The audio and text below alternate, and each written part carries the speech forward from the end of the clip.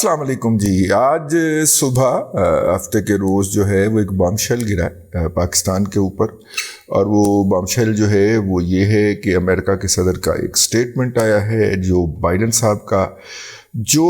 صاحب نے اپنی الیکشن مہم کا آغاز کیا ہے, ہم یہ کہہ لیتے ہیں دوسری ٹرم کے لیے. 2024 میں ہے نا الیکشن, تو وہ ان کی بیسک وہ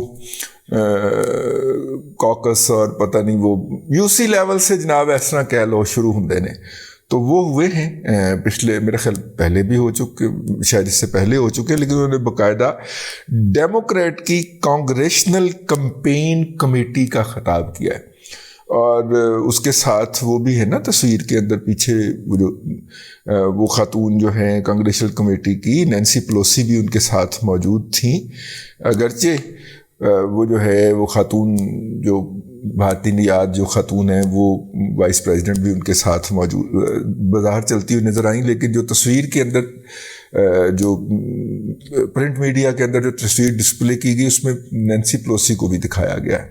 تو کانگریس کی وہ ہیں اسپیکر, تو اس کیمپین کا آغاز ہوا ہے, اور اس کیمپین کے آغاز کے اوپر انہوں نے سٹیٹمنٹ جاری کی ہے. پہلے سٹیٹمنٹ کو دیکھ لیتے ہیں.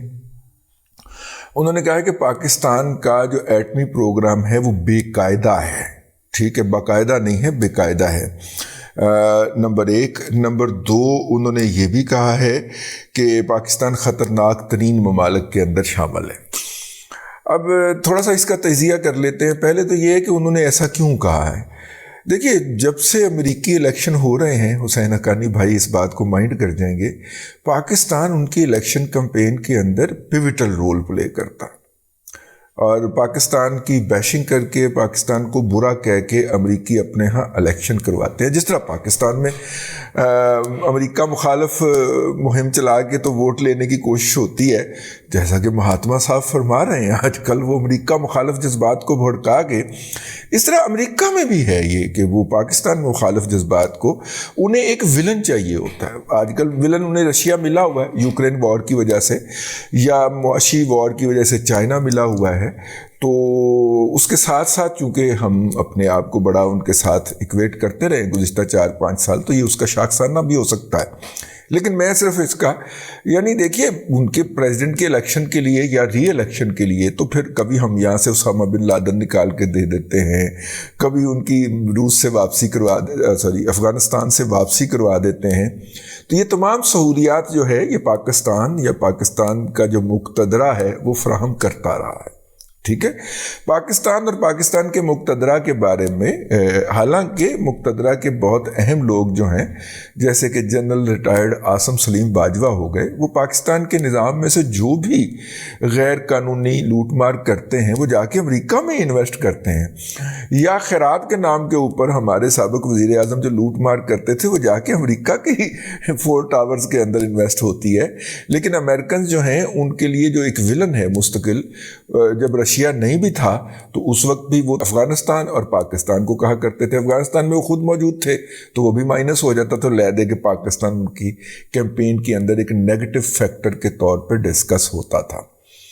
تو ڈیموکریٹس نے یہ بتایا ہے, اور یہ ان کا جو بتانا ہے یہ امیجیٹلی اس پروجیکٹ کے فلاپ ہونے کے بعد سامنے آیا ہے جو پاکستان کی مقتدرہ نے پروجیکٹ عمران خان کے نام کے اوپر کیا تھا, اور آج کل اس سے برت کا اظہار کرتے ہوئے پیچھے ہٹنے کی کوشش کر رہی ہے. تو پھر اتنا تو آئے گا.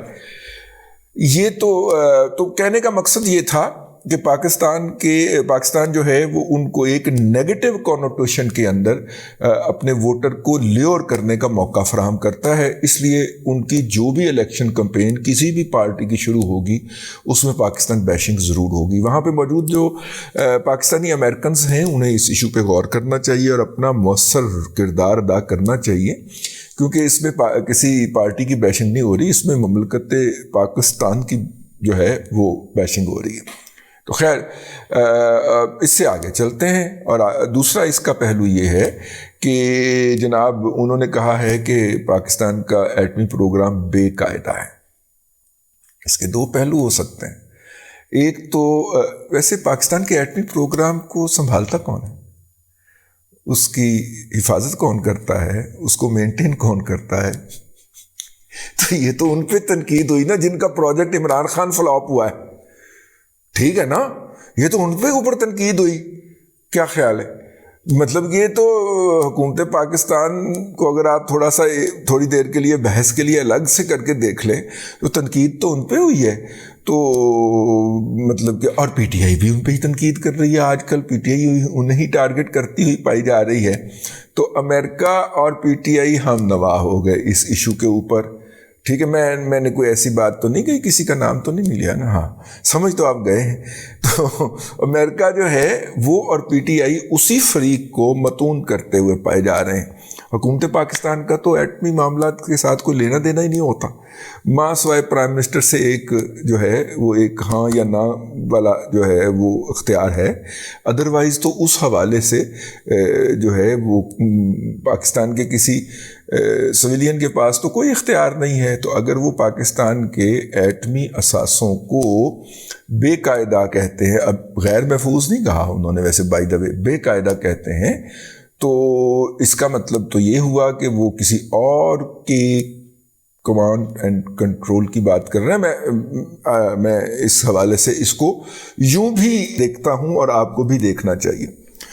اور تیسری بات یہ ہے کہ انہوں نے کہا ہے کہ پاکستان ایک خطرناک ترین ملک ہے. بالکل پاکستان ایک خطرناک ترین ملک ہے جہاں پہ اس کا 1/3 رقبہ زیر آب ہے اور پانی ابھی تک وہاں پہ کھڑا ہوا ہے، نکل نہیں رہا. ٹھیک ہے، اور خطرناک آپ کن حوالوں سے کہتے ہیں؟ خطرناک آپ وہاں پہ رہنے والے لوگوں کے رویوں کے حوالے سے خطرناک کہتے ہیں نا. ہور اتھے برود لگا ہے. ٹھیک ہے، 22 کروڑ لوگوں کا ملک ہے. اس ملک کے اندر جو موجود طبقہ اشرافیہ ہے یا جو حکومت ہے یا پوٹینشیل حکومت ہے یا جو موجودہ حکومت ہے، اس کو ذمہ دار ہونا چاہیے اور اس کے اوپر بات کرنی چاہیے. پاکستان کے اندر سیلاب پوسٹ فلڈ سینیریو ہے، اور پوسٹ فلڈ سینیریو کے اندر پانی مختلف جگہوں کے اوپر آ کے پھنس گیا ہے. حکومت جو ہے اس پانی کو نکالنے کے لیے اس بات کی منتظر ہے کہ پاکستان کو باہر سے کوئی آ کے ریسکیو کرے. اب اس میں آپ گورننس کا ایشو لگا سکتے ہیں کہ وہ جو گورننس ہے جو اس وقت لوگ مینیج کر رہے ہیں وہ چونکہ بڑے حرام خور ہیں، ہڈ حرام ہیں، اور ان کا خیال ہے کہ باہر سے لمبے پیسے آئیں ڈالروں میں اور وہ اس میں سے نکال کے کھائیں. مطلب یہ ایک الگ وجہ ہو سکتی ہے لیکن یہ ہے. اور وہ ملک جس کا 1/3 پانی کے اندر ہے اور 3.5 کروڑ لوگ جو ہیں وہ یا تو اپنے گھروں میں مقید ہو کے رہ گئے ہیں، چھتوں پہ رہ رہے ہیں، یا کسی اس طرح کی صورت میں رہ رہے ہیں کہ ان تک خوراک پہنچانا مسئلہ ہوا ہے، یا مختلف بلند جگہوں پہ ٹیلوں میں گھرے ہوئے ہیں، یا پھر وہ وہاں سے اگر نکل آئے ہیں تو اس قابل نہیں ہیں کہ وہ اپنے گھروں کو واپس جا سکیں. ہر 7واں بندہ جو ہے اس ملک کے اندر سیلاب سے متاثر ہے. تو کیا آپ کے میڈیا کے اوپر، آپ کے سیاست کے اندر آپ کو کوئی اس چیز کی ایک جھلک نظر آتی ہے؟ تو اگر کوئی باہر سے آپ کو دیکھے گا تو وہ آپ کو پاگل ہی کہے گا نا. ٹھیک ہے نا. اس وقت قومی بیانیہ کیا بنا ہوا ہے؟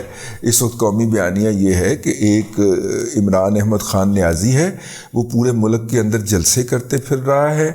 اس نے کرائے کے اوپر لوگ دے رکھے ہیں، ان لوگوں کو وہ ایک جگہ جلسہ کرتا ہے، وہ پھر دوسرے جلسے کے لیے روانہ ہو جاتے ہیں، وہ جلسہ کرتا ہے، وہ تیسرے کے لیے روانہ ہو جاتے ہیں. وہ اب تک اپریل سے لے کے اب تک 62 جلسے کر چکا ہے. جب سے سیلاب آیا ہے تب سے لے کے اب تک وہ سیلاب تو اس کے بعد آیا ہے لیکن اس کے جلسے اس سیلاب کے دوران نہیں رکے. جب سے وہ حکومت سے نکلا ہے وہ 60 سے زائد بلکہ 62 سے زائد جلسے کر چکا ہے. تو جب آپ ایک غیر ملکی کے طور پہ پاکستان میں یہ سارا منظر دیکھیں گے تو ایمانی بات ہے، ایمانی قرآنی بات ہے، کیا کہیں گے نہیں کیا پاگل قوم ہے. تو یہی بائیڈن نے کہا ہے. بائیڈن صاحب نے جو ہے وہ پاکستان کی اسٹیبلشمنٹ کے اوپر دباؤ بڑھایا ہے، پاکستان کی مقتدرہ کے اوپر دباؤ بڑھایا ہے، اور جو نیوکلیئر ہے اس کی کمانڈ اینڈ کنٹرول جو ہے اس کے اوپر ہماری اسٹیبلشمنٹ بہت پرائیڈ لیتی ہے اور لینا بھی چاہیے. اس کی سیکیورٹی اور کے حوالے سے اقوام متحدہ کی اور IAEA کی سرٹیفکیشنز موجود ہیں اور وہ ابھی تک ایکسپائر نہیں ہوئیں. ٹھیک ہے. تو لیکن یہ ہے کہ یہ بیانات دے کے ایک تو بائیڈن نے اپنی الیکشن کمپین کو سیدھا کیا ہے اور اس کی ڈائریکشن بتائی ہے، اور یہ پہلا ہے، آخری نہیں ہے. اب ان کی جو بھی ان کی کانگریشنل کمیٹی کی جو الیکشن کمپین چلے گی اس کے اندر بار بار ہمارا تذکرہ ہوگا. تو اب وہاں پہ موجود حسین حقانی یا شاہد احمد خان جیسے لوگوں کو ایکٹیو ہونا چاہیے اور ان کے ایجنڈے سے یہ نکلوانا چاہیے. ظاہر ہے کہ میرا مطلب ہے کہ انہیں اپنا انفلوئنس استعمال کرنا چاہیے. پی ٹی آئی کو تو ویسے بھی چاہیے ہوتا ہے بہانہ حسین حقانی صاحب کی بیشنگ کرنے کا. تو میرا مطلب ہے پچھلے جو بھی ان کے اوپر جو تھا اجمل جامی صاحب نے کوئی ٹویٹ کر دیا تو پھر ادھر انہوں نے ساتھ میں انور اقبال کو بھی لپیٹ دیا. پھر انور اقبال صاحب نے کہا کہ پائن جھوٹ بولنا تے اپنا بولو، مینوں تے نہ وچ لپیٹو. لیکن جامی صاحب نے مطلب کہ اچھا پیشہ ورانہ ایمانداری کا ثبوت دیا کہ انہوں نے اس کے رد کا بھی فوری طور پہ ٹویٹ کیا. اگر فوری طور میں کوئی 2-3 گھنٹے لگ گئے ہوں گے تو، لیکن ظاہر ہے کہ یوتھیوں نے تو پہلا ٹویٹ سنبھال کے رکھا ہوا تھا نا، وہ اس کو شیئر کر رہے تھے. تو انہوں نے خیر اس سے مراجعت اختیار کر لی، معذرت تو نہیں کی، مراجعت اختیار کر لی.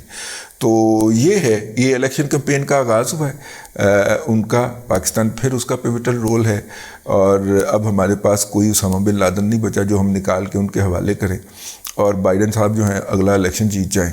تو اس لیے جو ہے یہ برداشت کرنا پڑے گا، ورنہ لابنگ کریں اور $12,000 پر منتھ کا ڈائریکٹ پیمنٹ اور باقی انڈائریکٹ پیمنٹ دے کر صرف امریکن سے اپنے لیے اچھے الفاظ ادا کروانے کی بجائے، اور جسے کہنا چاہیے لوڈڈ کوشچن کروانے کے لیے $50 فی گھنٹہ کے اوپر جرنلسٹ نما مخلوق ہائر کرنے کی بجائے، اگر یہ پاکستان کے پرسپشن کے لیے کام ہو جائے تو زیادہ بہتر ہے.